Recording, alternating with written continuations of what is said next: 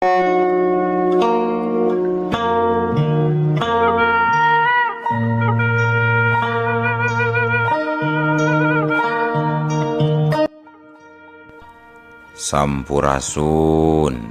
Wadia Balad ATE official di mana wae ayana. Alhamdulillah wa syukru ala ni'amillah. Kalayan diwuwuh ku qobul anu maha agung, dibarengan ku pangijabah anu maha kawasa, diiring ku kadeudeuh kanyah Gusti anu maha suci. Urang ayeuna dugi kadanget ayeuna masih keneh tiasa ditepang dangukeun deui dina acara anu matuh kamemet urang sadayana, nyatana dina pagelaran dongeng Sunda jejer carita anak jin sabakota. Ayeuna bagian anu ka salikurnanya pamiarsa bagian 21. Ieu dongeng mangrupikeun buah karyana Kang Ian Aditya ti palihan Rancah Ciamis. Kangge Kang Ian ngahaturkeun rewu nuhun laksa ketika bingahan rehna parantos ngintunkeun naskah sakaligus ngawidian mamang kangge medar ieu dongeng dina kandaga ATE official ieu. Atuh sumangga kanu teu acan subrek kantun subrek heula ngarah langkung pogot sareng langkung sumanget deui ka si mamangna dina enggoning medar ieu dongengna. Nging hilap di like di komennya nu saseueur-seueurna. Lainna naon mamang masok bingah gitunya upami maosan komentar-komentar ti para wargi sedayana teh. Atuh ngarah teh nyangkolong tingkana waktos sumangga ayeuna mah urang lajengkeun deui dongeng anak jin sabakota bagean anu ka salikurna. Kumaha salajengna sor cekopina betot simutna pagan heula tali kolorna bisi morosot, merezel, morozol, uzel-uzelan di tengah jalan. Tumpak, dung dung, tes.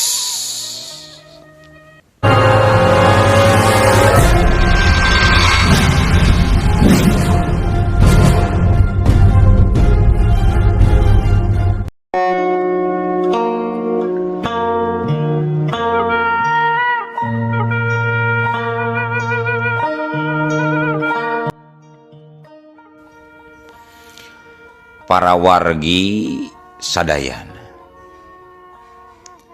nalika tabuh 12 peuting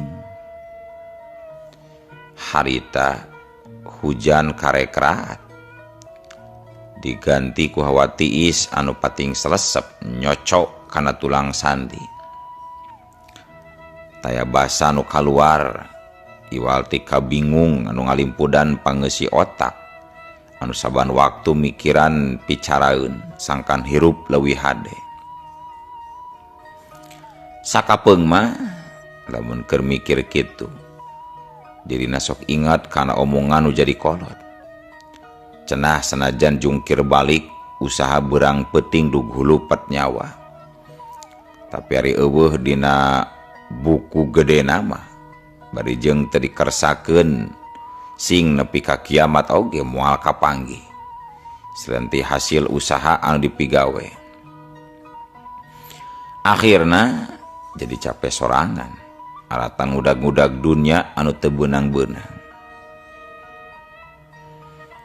Harita Raden Samar ngahruk oge bari diuk dina sisi ranjang.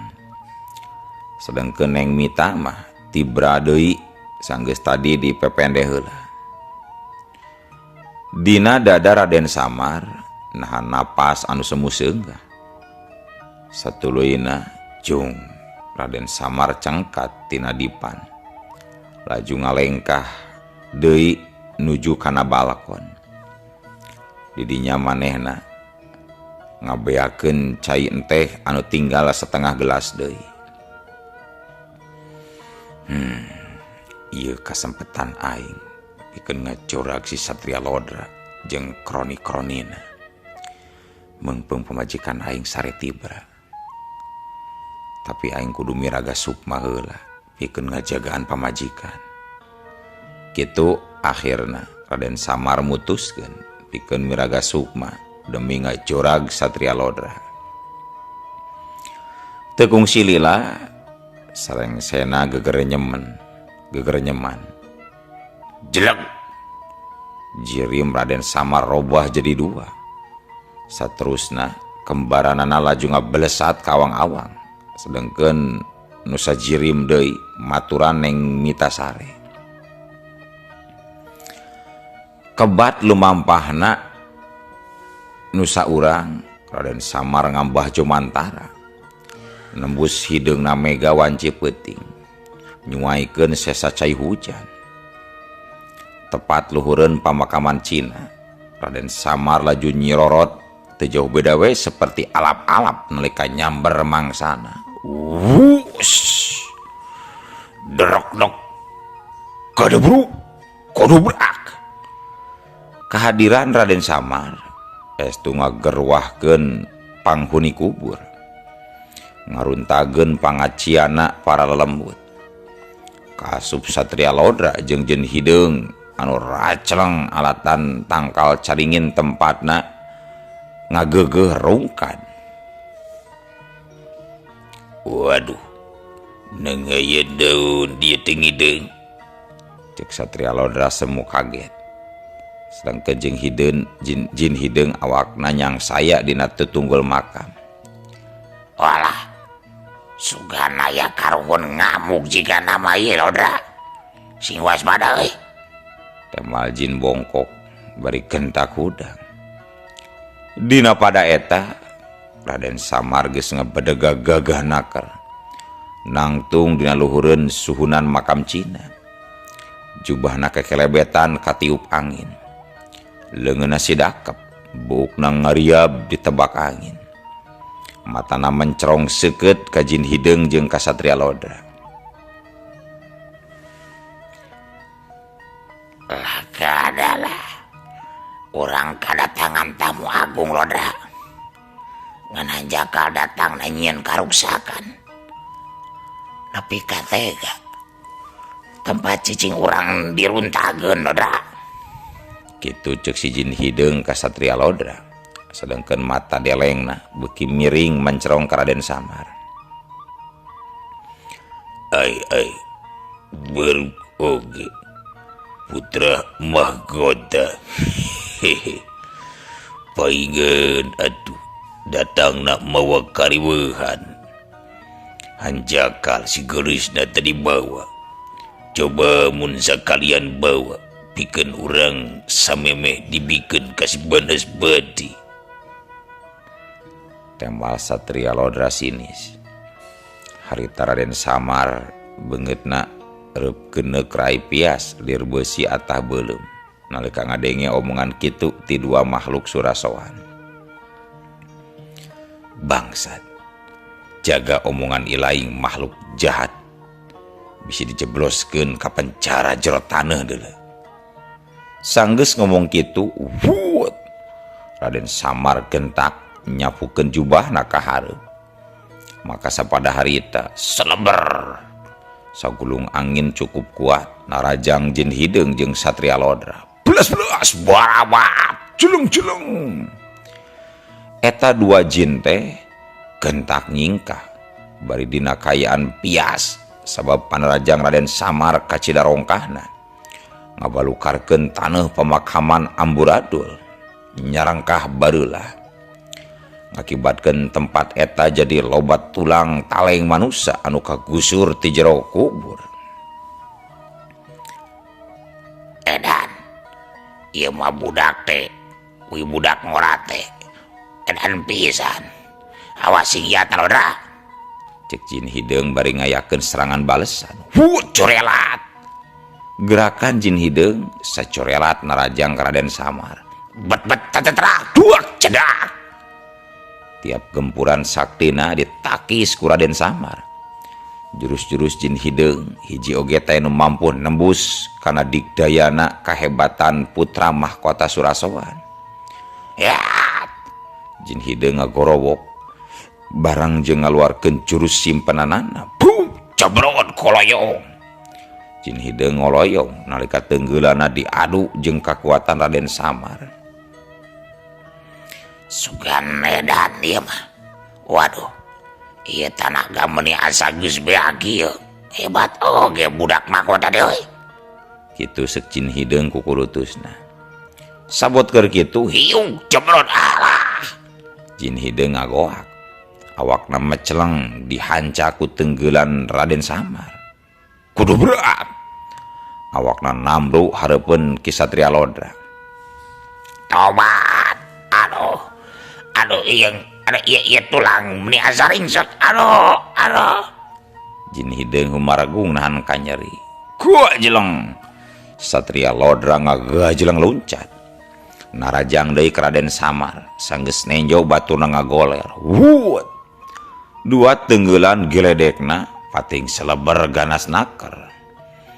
Tapi edas lantaran makhluk anu disanghareupanna kacida gesitna bebali cetan nyingcetna antukna Cebrot borowot.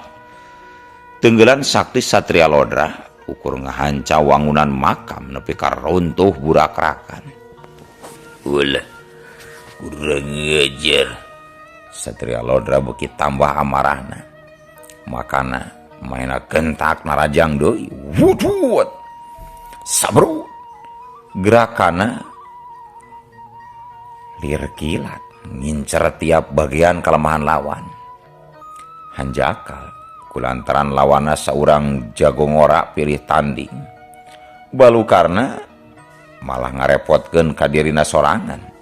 Sabab seranganna hiji oge teh nu mampu pikeun ngalumpuhkeun lawan. Dina hiji kasempetan Raden Samar ngagunakeun ajian nyabut nyawa mindahkeun raga. Akibatna kacida fatalna pikeun Satria Lodra nalika ajian eta nimpa ka dirina. Hiung cebrot krakek. Sapada harita dua leungeunna Ki Satria Lodra pindah kana cangkeng. Atuh pogoe pikeun Satria Lodra kacida kagetna. Maka tanpa madulikeun deui Jin hideung maya langsung kabur bari ngoceak tarik naker. Harita kaayana sarua jeung Jin hideung nalika nyaksian Satria Lodra kahanca ku ajian anehna Raden Samar. Maka Jin hideung oge nuturkeun kabur satukangeun Satria Lodra. Manehna geus teu mikirkeun deui parabotna anu masih keneh dijaminkeun ka Raja Banaspati. Nu penting mah harita manehna bisa nyalametkeun heula dirina. Eta dua makhluk jin teh laju kabur ka negeri Surasawan ninggalkeun alam manusia. Najan nyaho di Surasawan pati jagat nala pasti bakal ngahukum dirina alatan teu hasil mancen tugas. Raden Samar ngahaja teu ngudag. Sabab manehna teu boga niat ari kudu mateni bangsa jin mah. Sababna pamikiranna hade goreng sabangsana keneh. Keun wae cenah dangkena oge babalik pikir ari manehna geus balik deui ka alam jin Surasawan mah. Sanggeus rengset tarung musuhna birat. Raden Samar ngablesat deui ka awang-awang, kebat ngajugjug ka imahna pasugara. Slebes. Saterusna Raden Samar laju asup kana raga aslina anu keur sare nangkeupan pamajikanna. Para wargi sadayana caturkeun poe isukna kayaan di kota Bandung jiga biasana rame ku hiruk pikukna manusia anu pasuliwer nyiar rejekina sewang-sewangan. Poe eta mah sarengsena medalna panon poe katempo hegar kulantaran cuacana oge bengras. Sabengras hati Raden Samar alatan ngarasa jongjon. Dumeh dua musuhna nu sadaya ngaganggu di alam manusia kabur ka negeri Surasowan. Kiwari dirina tinggal mikirkeun kalangsungan kontrakna di alam manusia sabab tinggal 3 tahunan deui. Kitu numutkeun perhitungan dirina. Isuk harita cahaya panon poe nembus tina sela-sela gordeng. Norobos ngahanetan jero kamar. "Kang," cek Neng Mita bari diuk segireun salakina. Mohon Neng, aya naon?" Walon Raden samar tanpa ngareret sabab kagok keur nyuruput cikopi haneut. "Ih, akang menit ngareret-reret acan ka abdi teh. Kena-kena keur ngopi." Dasar Neng Mita kituna teh bari ngabalieur sabab ngarasa teu diperhatikeun. Padahal ngahaja manehna teh tas dangdan heula samemeh nyamperkeun ka salakina teh. Pan kagok Neng, akang na keur ngaleueut. Bisi nyalahan ke malah kana gado. Tembal Raden samar bari nyekel kadua pipi pamajikanna. "Kang, kersa teu nganter abdi Kang?" "Nganter? Nya kersa atuh Neng. Kapan biasana oge dianter tiap dinten oge ku akang. Dianter ka mana kitu? Ka pabrik atau napi ka mana?" "Sanes ka pabrik Kang. Keun we heula lah di pabrik mah aya ieu Bu Santik. Abdina nuju haroream ka kantor Kang." "Ari tos hoyong dianter ka mana atuh Neng? Sok enggal gerawak cak ka akang. Pasti dianter ka mana we oge asal enging ka bulan we." "Ih, sanes atuh Kang." Tembal Neng Mita ogoan akar poe eta mah. "Abdi hoyong dianter ka pasar.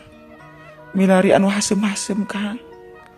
Kitu akhirna Neng Mita wak cabalaka semu diharewoskeun. Waduh, ieu pamajikan aing hayang nu hasem-hasem. Palang siang keur nyiram meureun pamajikan aing teh. Gerendeng Raden samar dina jero hatena. "Kang, kersa teu Kang?" Neng Mita nanya deui bangun teu sabar. Mun kersa Neng, kersa. Tapi naon heula nu hasem-hasem teh? Kapan seueur? Da tai ucing oge hasem ka ambeuna cek batur mah Neng." "Ih, dasar akang sok aya-aya wae. Nya naon we atuh Kang, asal buah-buahan hasemna. Ari aya buah cereme atuh Kang, syukur-syukur abdi hoyong cereme." Raden samar jadi garo-garo teu ateul. Komo sanggeus ngadenge buah cereme. Sabab kamana neanganana da buah nu kitu mah pada langka di pasar oge. Satuluyna Raden samar ngaharewos. "Neng, ari raosan mah aya rasuan salira. Kumaha ayeuna Neng?" Neng Mita jadi ngarasa heran dumeh salakina nanya kitu. "Maksudna kumaha Kang? Abdi mah teu ngartos raraosan kumaha." Ari maksad akang mah eta patuangan sareueul teu atanapi karaos moal-moal hayong utah." Dikitukeun mah Neng Mita karek ngartieun. Makana manehna tuluy imut bari nangkep salakina. "Mohon Kang, pugu asa ongkek abdi teh. Coba ieu mani asa sakop-kopeun hoyong buah cereme Kang." "Neng, Kah, moal salah deui. Eta pasti Neng teh keur nyiram. Duh, aya hasilna oge geuning ari digedar tiap wengi mah Neng. Mujarab Neng." "Ih, bungan akang hayo wae kana usum hujan. Teu kaop sajam sakali naik deui Kang." Da bongan we ditawaran wae. Nya ditawaran mah akang jarang nampik Neng, dihanca we lumayan pulen. Mobil Fiat, mobil PW. "Naon eta teh Kang?" "Tos teu kiat hoyong BMW." Cek Raden samar teh eleh-geleng. Antuk nama duanana jadi pating cileuketeuk sareuri bagjanaker. Saterusna nalika wanci haneut moyan, Neng Mita jeung Raden samar arindit dina mobil ngaprak unggal pasar demi neangan buah cerme. Tilu pasar geus diaprak, tapi anu diteanganana can kapanggih wae. Sedengkeun Neng Mita jiga rek ceurik alatan buah anu dipikahayangna can aya keneh. Padahal unggal padagang buah di pasar mah dilalar taya nu kaliwat, dijorag taya nu katinggaleun. Duh, nah kamana deui atuh Kang? Urang milarian buah cermai. Abdi menetos lieur kieu Kang. Cek Neng Mita, maklum keur nyiram awe mah sok kitu, maklum keur nyiram awe mah sok kitu kahayangna. Kudu wae ditedunan senajan pamentana tengah peuting. Pikeun para ibu-ibu mah teu paduli, nu penting masalah kina mangkat neangan pikeun nyumponan kahayangna. Geula Neng geula, sabar. Urang taroskeun tuh ka tukang cendol. Ari Akang, kumaha? Piraku naroskeun buah cermai ka tukang cendol atuh Kang. Da moal terangeun atuh. Nya, jika sembung mawarinjing teu nyampung euy Kang. Temal Neng Mita semu keheul sabab salakina mah sakitu keur serius oge ngadon heureuy matak gregeteun. Raden Samar jadi nyengir, tapi manehna maresepeun pisan ngabanyolan pamajikanana teh. Komo mun geus katempo Neng Mita ambek, sok kalah beuki dihajakeun. Tenang Neng, sing sabar, sing sabar. Sanu terang, sanajan itu kasebut tukang cendol oge. Ari wawasana seueur mah buah-buah, mainna terangeun ka tukang cermai Neng. Da Akang masuk ararane ari naon teh Kang? Cek Neng Mita jadi manyun. Sedangkeun Raden Samar tuluy kaluar tina mobil. Sanggeus Neng Mita ngeureunkeun mobilna di hareupeun tukang cendol. Bade cendol Jang? Tanya tukang cendol haripeutna keur. Muhun Mang, bungkus we nya. Sabaraha bungkus Jang? Eta we sadayana bungkus, saayana Mang. Leres ieu teh Jang? Aduh, alhamdulillah tuh. Cek tukang cendol setengah teu percayaeun. Dumeh teu nyana meunang milik teu disangka-sangka. Nya leres atuh Mang, tapi cendolna mah bagikeun nya ku Amang ka unggal jalmi anu liwat ka dieu. Da abdi mah paling oge nyanak 2 bungkus. Bilih pun bojo hoyongeun Mang. Tukang cendol jadi ngarasa heran waktu ngadengi omongan kitu ti Raden Samar. Da panyangka nama cendolna rek dibawa ku nu meulina. Aduh, hatur nuhun Jang. Mangga tuh kumang ke dibagikeun sadayana kanu ngaliwat. Sabaraheun Mang? Janten 200.000 Jang.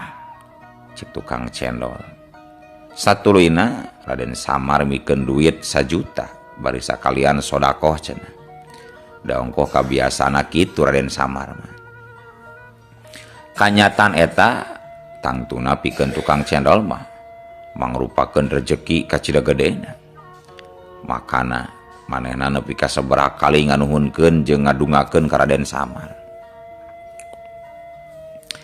Sarengsena mikeun duit ke tukang cendol, Raden Samar nanyakeun tukang dagang buah cermai ka tukang cendol. Ayaku teu disangka si emang tukang cendol teh apaleun anu sok ngajualan buah cermai.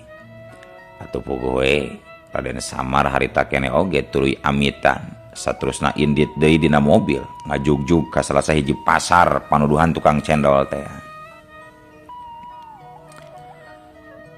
Kaayaan di jero pasar harita karasana lumayan baringsang.